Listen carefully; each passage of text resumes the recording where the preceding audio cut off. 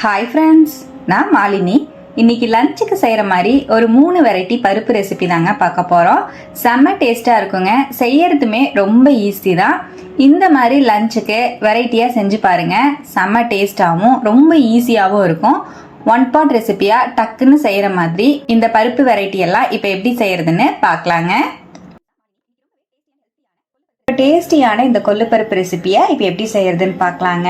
குக்கர்ல 1 கப் அளவுக்கு கொள்ளுப்பருப்பு சேர்த்துக்கிறேன். கொள்ளுல சின்ன சின்ன கல்லெல்லாம் இருக்கும், நல்லா கிளீன் பண்ணிட்டு சேர்த்துக்கோங்க. ட்ரையா ஒரு 2 நிமிஷம் அப்படியே மீடியம் ஃப்ளேம்லயே வறுத்துக்கலாம். கொள்ளு வறுக்கும் போதே நல்லா வாசம் வர ஆரம்பிக்கும். இப்ப பாருங்க, நான் ஒரு 2 நிமிஷம் அப்படியே மீடியம் ஃப்ளேம்ல நல்லா வறுத்துட்டேன். இந்த அளவுக்கு வறுத்ததுக்கு அப்புறம் நல்லா வாஷ் பண்ணி எடுத்துட்டு வந்துடலாம். நான் குக்கர்லயே செய்ய போறனால குக்கர்லயே வறுத்துக்கிட்டேன். நீங்க தனியா ஒரு பாத்திரத்துல கூட வறுத்து எடுத்துக்கலாம். கொள்ளுப்பருப்பை வாஷ் பண்ணி எடுத்துட்டு வந்துட்டேங்க.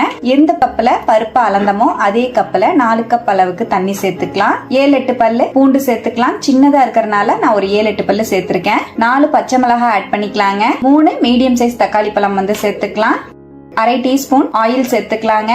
1/2 டீஸ்பூன் மஞ்சள் தூள் சேர்த்துக்கலாம். 7-8 சின்ன வெங்காயம் சேர்த்துக்கலாங்க. சின்ன வெங்காயம் சேர்த்து கொள்ளுப்பருப்பு கடையும் போது டேஸ்ட் ரொம்ப நல்லா இருக்கும். இருந்தா ஆட் பண்ணிக்கோங்க, இல்லன்னா ஒரு பெரிய வெங்காயம் சேர்த்துக்கோங்க. குக்கர் மூடி போட்டு 6ல இருந்து 8 விசில் விட்டு எடுத்துக்கலாம். கொள்ளு நல்லா சாஃப்டா வெந்துரும். பாருங்க, நான் ஒரு 8 விசில் விட்டு இறக்கிட்டேன். கொள்ளுப்பருப்பு நல்லா சூடா இருக்கும் போதே மத்து வச்சு கடைஞ்சிடுங்க. அப்பதான் ஈஸியா இருக்கும் உங்களுக்கு கடையறக்கு. இப்ப நான் இந்த மாதிரி உட்டன் மத்து வச்சு நான் கடைஞ்சுக்கிறேன். பாருங்க, பருப்பை நல்லா இந்த அளவுக்கு கடைஞ்சிட்டேன். சப்போஸ் உங்களுக்கு பருப்பு மத்துல கடைய கஷ்டமா இருந்தா மிக்சியில பல்ஸ் மோட்ல ஒரு 2 பல்ஸ் விட்டு எடுத்துக்கோங்க. இப்ப பருப்பை நல்லா கடைஞ்சிட்டேங்க. இந்த அளவுக்கு எடுத்து வச்சுக்கலாம். இது அப்படியே இருக்கட்டும். மிக்சி ஜார்ல 1 டீஸ்பூன் கொத்தமல்லி விதை சேர்த்துக்கலாம். 1 டீஸ்பூன் ஜீரகம் ஆட் பண்ணிக்கலாங்க. 2 வரமிளகாய் சேர்த்துக்கலாம். உங்க காரத்துக்கு தகுந்த மாதிரி மிளகாய் நீங்க பார்த்து போட்டுக்கோங்க. பருப்பு கொஞ்சம் சுருக்குன்னு நல்லா இருக்கும். இப்ப நல்லா நைஸா அரைச்சு எடுத்துட்டு வந்துடலாங்க. இது எல்லாத்தையும் நைஸா அரைச்சிட்டேன். இந்த பொடி சேர்க்கறனால நல்ல மணமாவும் கொள்ளு பருப்பு நல்ல டேஸ்டாவும் இருக்குங்க. இது அப்படியே இருக்கட்டும். பருப்பை தாளிச்சு விட்டுக்கலாம். சட்டியில 2 டீஸ்பூன் ஆயில் சேர்த்துக்கலாம். ஒரு கையளவு சின்ன வெங்காயத்தை 2 நறுக்கிட்டு சேர்த்துக்கிறேன். சின்ன வெங்காயம் சேர்த்து நம்ம தாளிச்சு கடைஞ்சு எடுக்கும் போது டேஸ்ட் ரொம்ப நல்லா இருக்கும். சின்ன வெங்காயம் இல்லைன்னா நீங்க பெரிய வெங்காயமே சேர்த்துக்கோங்க. 2 வரமிளகாவை 2 கிள்ளி சேர்த்துக்கலாம். ஒரு கொத்து கருவேப்பிலை சேர்த்துக்கலாம். நல்லா வதக்கி விட்டுறலாம். வெங்காயம் நல்லா டிரான்ஸ்பரண்ட் ஆகுற அளவுக்கு வதக்கி எடுத்துக்கோங்க. இப்ப பாருங்க, வெங்காயம் நல்லா இந்த அளவுக்கு டிரான்ஸ்பரண்ட் ஆயிடுச்சு. இதுலயே நம்ம அரைச்சு வச்சிருக்கிற பவுடரை ஆட் பண்ணிக்கலாம். நல்லா மிக்ஸ் பண்ணி விட்டுக்கலாங்க. ஒரு 2 செகண்ட் மீடியம் ஃப்ளேம்ல வச்சு நல்லா கலந்து விடுங்க. இப்ப பொடி சேர்த்து நல்லா கலந்துட்டேன். இதோடவே நம்ம கடைஞ்சு வச்சிருக்கிற கொள்ளுப்பருப்பு சேர்த்துக்கலாம். குக்கரை அலசி 1 கப் அளவுக்கு தண்ணி சேர்த்துக்கலாங்க. தண்ணி அதிகமா சேர்க்க வேண்டாம், கொஞ்சம் கெட்டியா இருந்தா பருப்பு நல்லா இருக்கும். 1 டீஸ்பூன் கல்லுப்பு சேர்த்துக்கலாம். நல்லா மிக்ஸ் பண்ணி விட்டுறலாங்க. நல்லா கலந்துட்டு மீடியம் ஃப்ளேம்லயே நல்லா சூடுபடுத்திக்கலாங்க. ரொம்ப நேரம் கொதிக்க விட வேண்டாம். ஜஸ்ட் நம்மளுக்கு பருப்பு சூடானா மட்டும் போதும். லைட்டா பபிள்ஸ் வரும்போது நம்ம ஆஃப் பண்ணிடலாம். பாருங்க, நல்லா கலந்துட்டு மீடியம் ஃப்ளேம்லயே விட்டுட்டேன். ஒரு 2 நிமிஷம் அப்படியே மீடியம் ஃப்ளேம்லயே இருக்கு. சைடெல்லாம் அப்படியே பபிள்ஸ் வர ஆரம்பிச்சிருச்சு. நல்லா கலந்து விட்டுக்கலாம். ரொம்ப தளதளன்னு கொதிக்க வச்சிட்டீங்கன்னா டேஸ்ட் நல்லா இருக்காது. அவ்வளவுதான். இந்த அளவுக்கு நமக்கு சூடானாலே போதும். பருப்பை இறக்கிடலாம். அவ்வளவுதாங்க. ரொம்பவே டேஸ்டியான ஹெல்த்தியான கொள்ளு பருப்பு செம்ம டேஸ்டா ரெடி ஆயிடுச்சு. இதே போல நீங்களும் கண்டிப்பா ட்ரை பண்ணி பாருங்க. வெயிட் லாஸ்ல இருக்கிறவங்க எல்லாம் கண்டிப்பா வாரத்துல 2 நாள் இல்லைன்னா 3 நாள் கொள்ளு பருப்பு எடுத்துக்கோங்க. ரொம்பவே எஃபெக்டிவான ரிசல்ட் இருக்கும். நான் இன்னைக்கு காலிஃபிளவர் சில்லியோட சர்வ் பண்ணியிருந்தேங்க. செம்ம அல்டிமேட்டா இருந்தது. உருளைக்கிழங்கு வறுவல் எல்லாம் வச்சு சாப்பிட இனிமே சூப்பரா இருக்கும். கண்டிப்பா இதே போல சிம்பிள் அண்ட் டேஸ்டியான இந்த கொள்ளு பருப்பு ரெசிபியை நீங்களும் ட்ரை பண்ணி பாருங்க.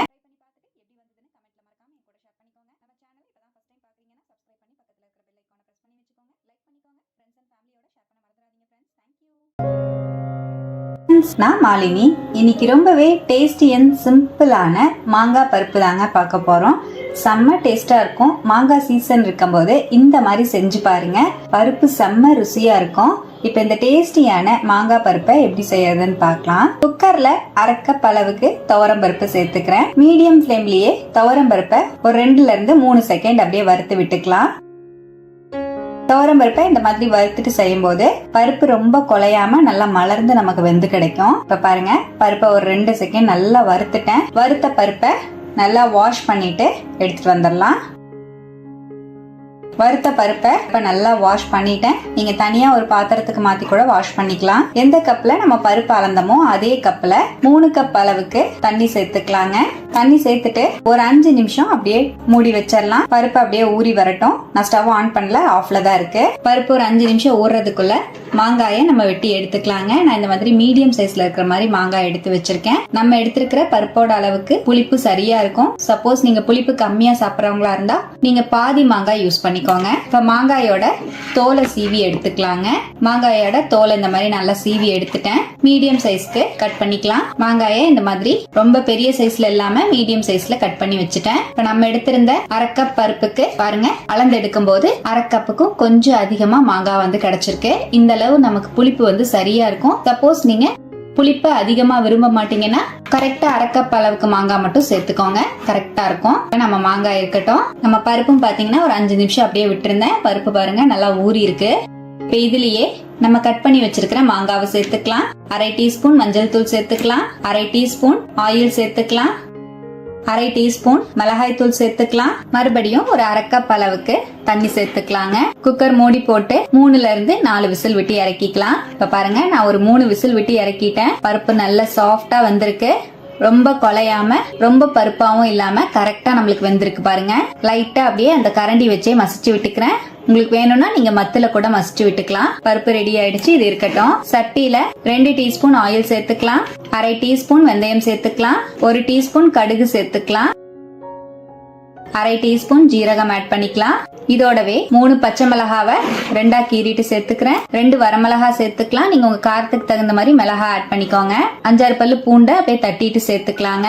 நான் தோல் உரிக்காமையே சேர்த்திருக்கேன். ஒரு கொத்து கருவேப்பிலை சேர்த்துக்கலாம். ஒரு பெரிய வெங்காயத்தை சன்னமா நறுக்கி சேர்த்துக்கலாம். எல்லாத்தையும் நல்லா வதக்கி விட்டுக்கலாம். வெங்காயம் நல்லா டிரான்ஸ்பரண்ட் ஆகுற மாதிரி வதக்கிக்கலாங்க.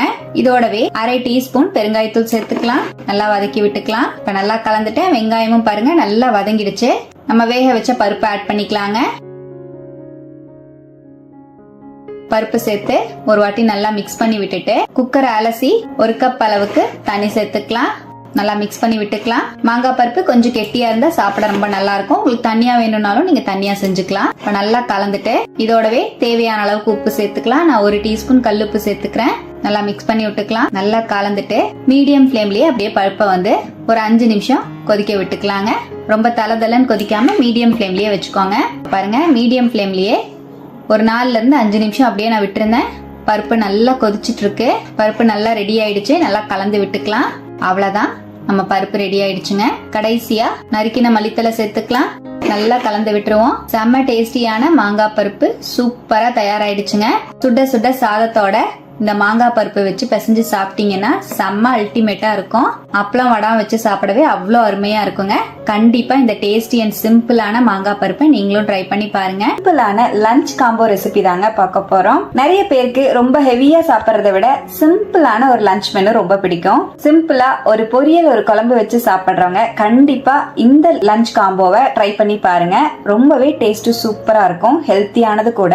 ரொம்ப டேஸ்டியான இந்த லஞ்ச் காம்போவை இப்ப எப்படி செய்யறதுன்னு பாக்கலாங்க.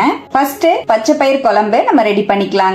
அதுக்காக பேன்ல 1/2 கப் அளவுக்கு பச்சை பயிர் சேர்த்துக்கிறேன். பச்சை பயிரை ட்ரையா ஒரு 2 நிமிஷம் மீடியம் ஃபிளேம்ல வறுத்து எடுத்துக்கலாம். பச்சை பயிரோட வாசம் வர்ற அளவுக்கு நல்லா வறுத்துக்கோங்க. இப்ப பாருங்க, பச்சை பயிரை நல்லா வறுத்துட்டேன். லைட்டா நிறமும் நல்லா மாறி இருக்கு. இந்த அளவுக்கு பச்சை பயிர் வறுபட்டதுக்கு அப்புறம் இதை அப்படியே குக்கருக்கு மாத்தி நல்லா வாஷ் பண்ணி எடுத்துக்கலாம். இப்ப பச்சை பயிரை நல்லா வாஷ் பண்ணி எடுத்துட்டு வந்துட்டேங்க. பச்சை பயிருக்கு தேவையான அளவுக்கு தண்ணி சேர்த்துக்கலாம். நம்ம எந்த கப்ல பச்சை பயிர் அளந்தமோ அதே கப்ல நான் 2.5 கப் அளவுக்கு தண்ணி சேர்த்துக்கிறேன்.